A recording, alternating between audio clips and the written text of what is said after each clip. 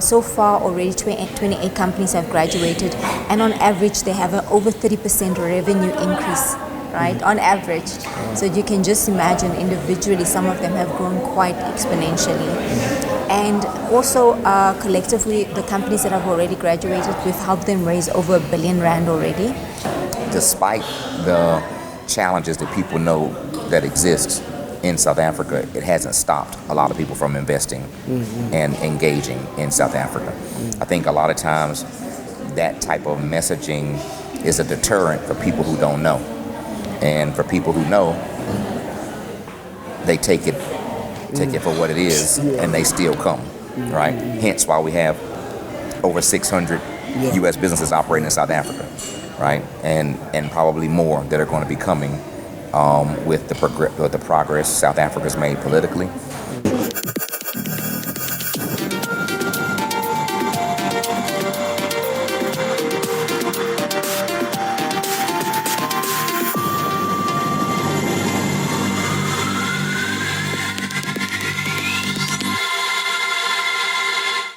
Welcome back to the Boardroom. I'm your host, Ngcakaza, and today we are at the JSE talking US Invest, and I'm joined by Ms. Cleola Kunene. She's the head of SME development at the JSE. Welcome to the Boardroom, ma'am. Thank you very much.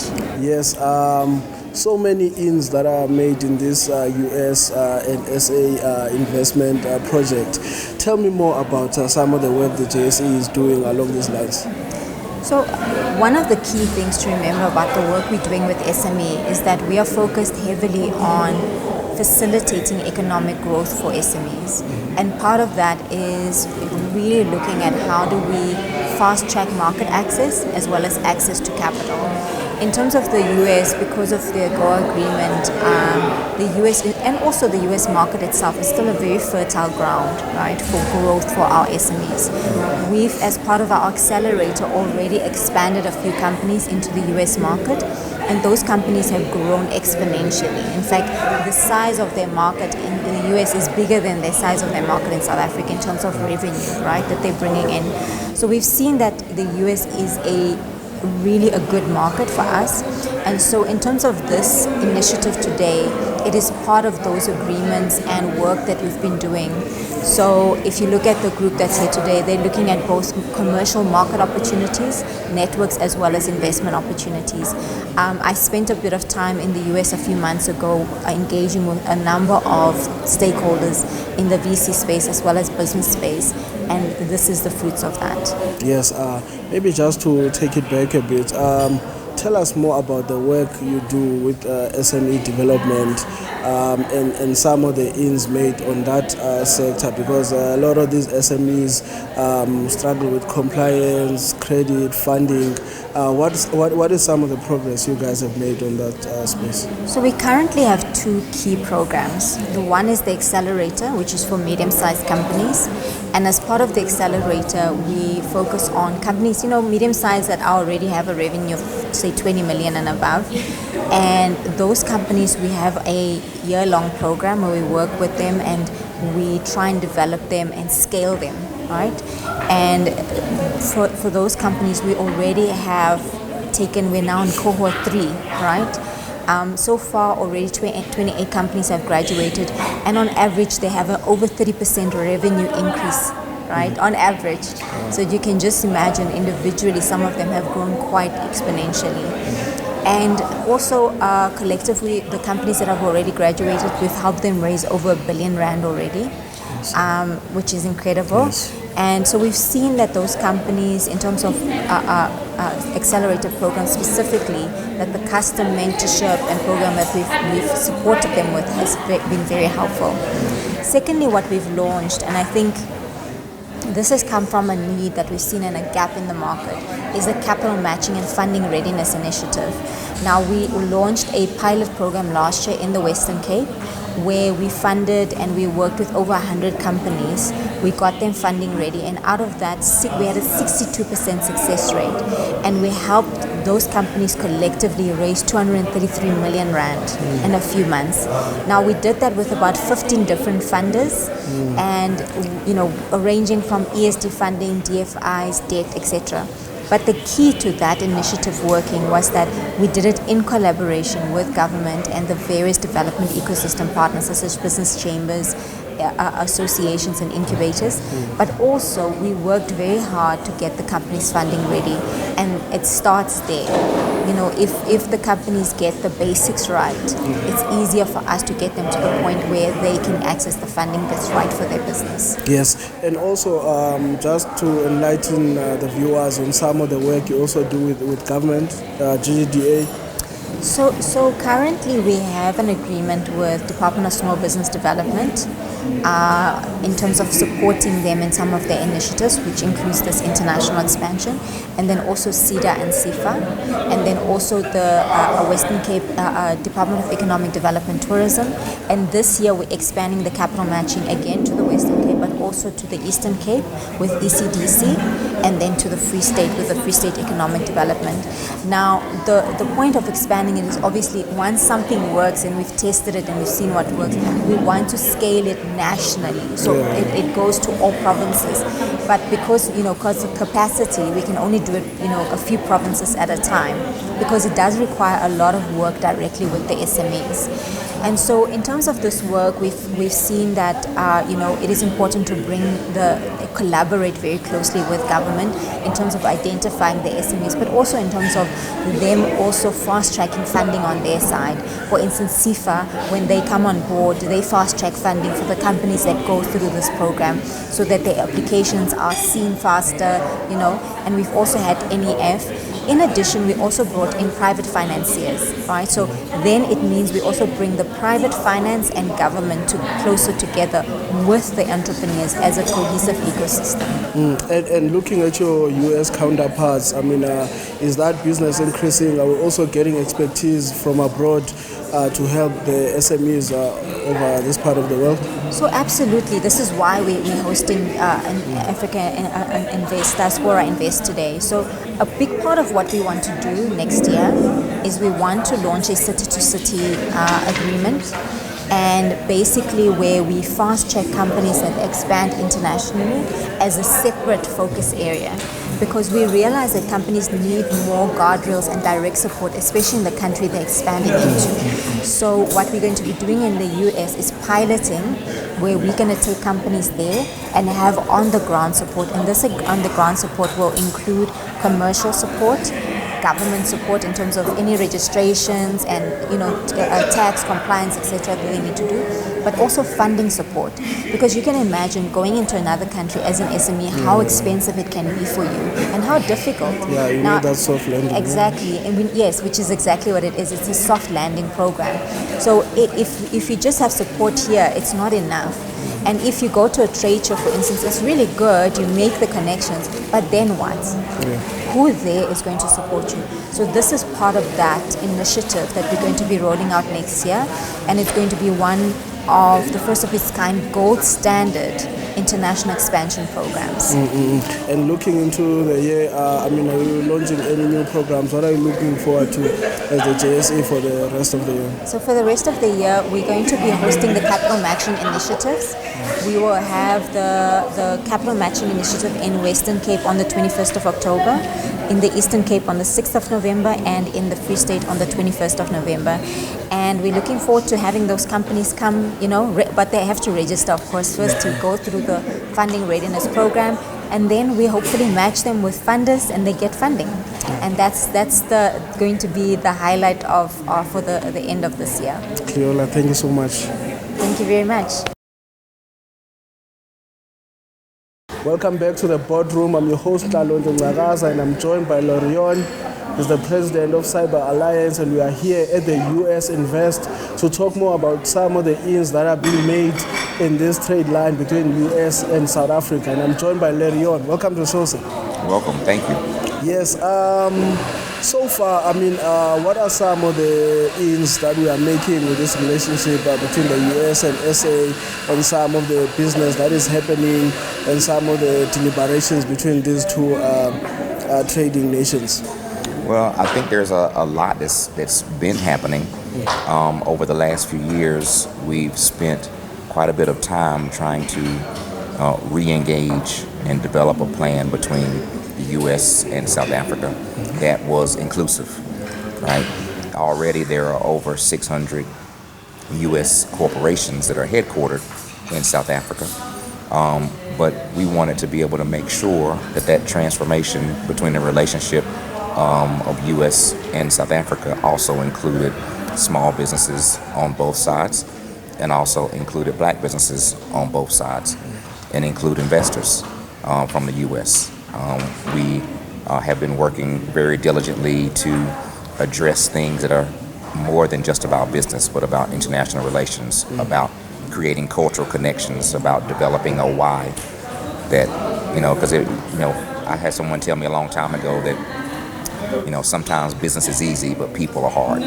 So we wanted to make sure that we have a process and a programmatic approach to being able to figure out how to engage with South Africa that looks at people first and then the business and investment side. Having listened to you, even before the networking session with the GGDA, you seem to have a vast understanding of this part of the world. Tell me some of your experiences doing business and also representing your country in this part of the world. Sure. So I've actually been coming to South Africa since probably about 2012, maybe a little bit before that, and maybe about 4 or 5 times a year. It started off really trying to excite U.S. corporations about the opportunity of expanding to or having a deeper presence in South Africa and across the continent of Africa more broadly, and helping middle-sized enterprises and corporations in South Africa expand to the U.S. So some of that work was done alongside the federal government in the U.S. or the national government here on the continent in South Africa. Some of it was done alongside projects with embassies in the U.S. and embassies across the continent of Africa. I've also had the opportunity to open libraries in South Africa. The last library that I was a part of opening was in Umlazi in March of 2020. And if you want to take it back to, kind of where I started to really develop appreciation for the culture of South Africa, it was engaging with the late Winnie Mandela and the late Kings Wellatini, both of whom I was introduced to very early in my travels to South Africa. And they gave me a very kind of explicit and clear understanding of the impact of kind of youth empowerment, the understanding of unemployment and how high unemployment is in South Africa, and the opportunity to be able to create jobs, to align skills to job opportunities, but also what that impact had on the family, and making sure, and that's even to making sure not only that we are looking at the major urban cities, but we're also thinking about aspects of the province, but we're also thinking about the townships as well. And township economic development and transformation is also inclusive in the discussions, because we know that there's a multiple, right? That one person, we always worked under the idea that one person is able to support a family or contribute to a family of 5, but we even heard a metric today that is even up to 7. One person has the impact of taking care of a family of 7. So that's kind of where it started for me in South Africa. South Africa has always been very welcoming for me, has been very receptive to the opportunity of partnering. And now we work to make sure that other people understand that South Africa is open for business and South Africa is open for collaboration. Looking at other investment destinations, of course, U.S. has the global power. What makes the South Africa offering particularly unique to the U.S.? I think it's the infrastructure, right? South Africa is very well developed from an infrastructure perspective. I think the culture is an actual asset. And I think that the large cultural affinity to the U.S. is also a very, very big asset, because, and I've always respected this about South Africans, no matter who I was talking to, whether I was talking to an executive or all the way down to an Uber driver, right? The understanding and the awareness of history, the understanding and awareness of kind of global happenings, the understanding and awareness of what's happening in the U.S. was always extremely high. And in South Africa, that kind of goes a long way with being able to engage in the U.S. because there's such an awareness that already exists. And that's why we wanted to kind of take the torch on the U.S. side of creating that awareness in South Africa. They're creating the awareness of South Africa in the U.S. so that when there's communication, we know that we're all on the same page and we are able to address stereotypes, and we're also able to realize that there's commonality on both sides of the water. And looking at some of these energy woes that we have seen with South Africa, some probably self-inflicted, depending on which side of the bar you're standing. But is the U.S. involved in maybe investing in that sector, and how far in are you guys engaged on that part of it? So we haven't made any infrastructure investments as of yet. However, you can't, engage commercially in South Africa and not, consider the impact of power, right? Because it enables a lot of things. Things have gotten better as it relates to load shedding and things of that nature. Like, I've been coming to South Africa for a long time, so I've been around load shedding for a long time. But I want it to be, also kind of clear that despite the challenges that people know that exist in South Africa, it hasn't stopped a lot of people from investing and engaging in South Africa. I think a lot of times that type of messaging is a deterrent for people who don't know.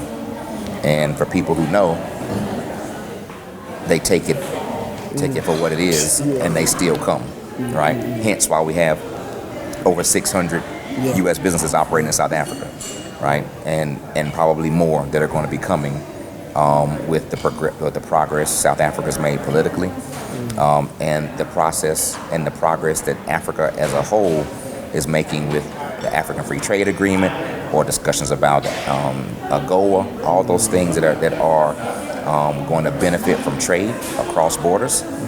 It's also going to drive more business to the continent of Africa, and South Africa is a gateway to many of the countries in the SADC, but also many countries across the continent as well. So speak more also to AGOA, the plans that are currently maybe in place for this 2024 AGOA. Well, the decisions on AGOA are above my pay grade, so I can't tell you, I can't say what's actually going to happen.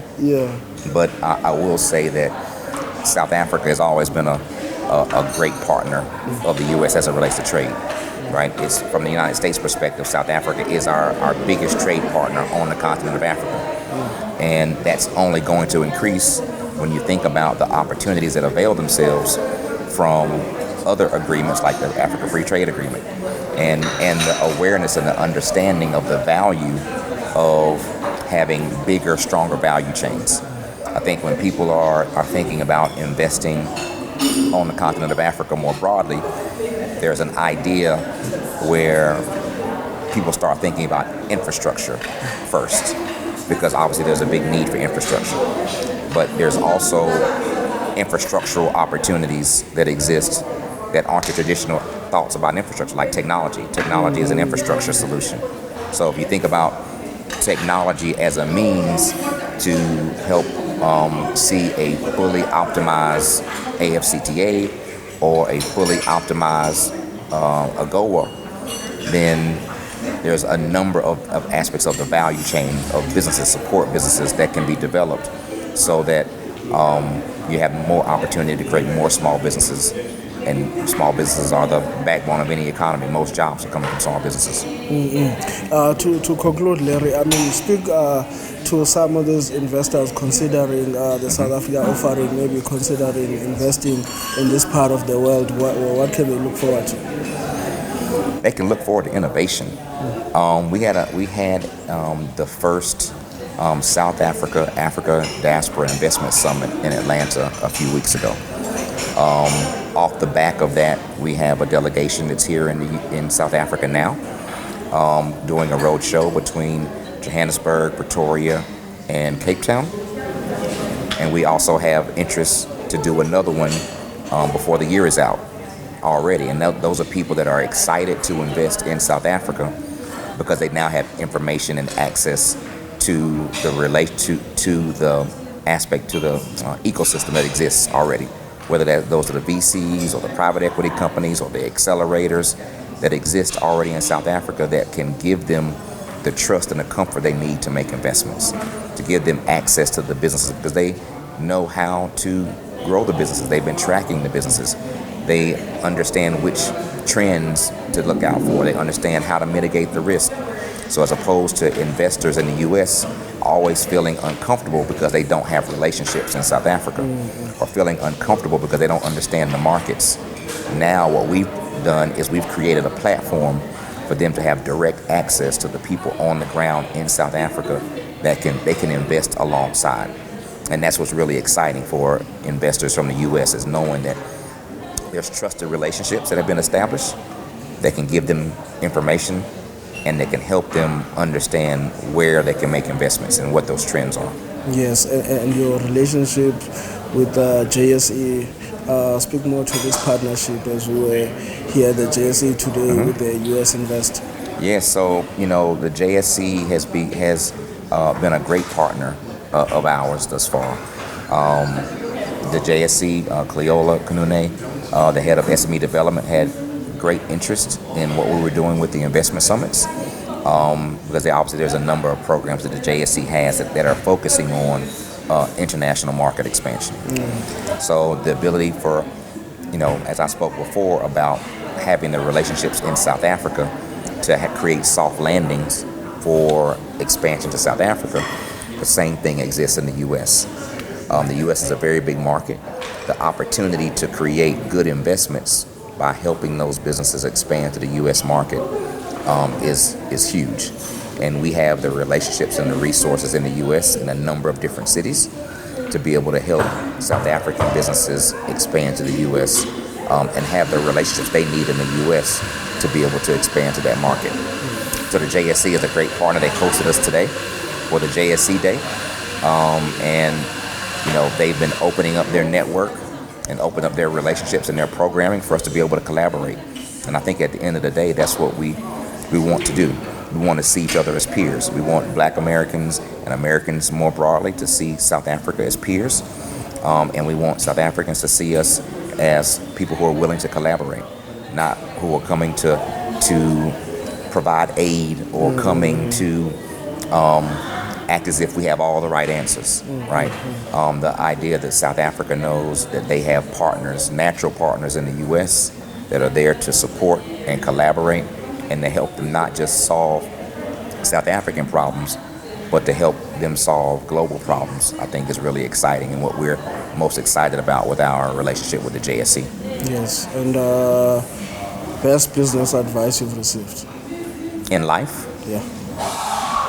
You got to be comfortable being uncomfortable, and you have to be willing to sacrifice for what you want, or what you want ends up being what you sacrifice.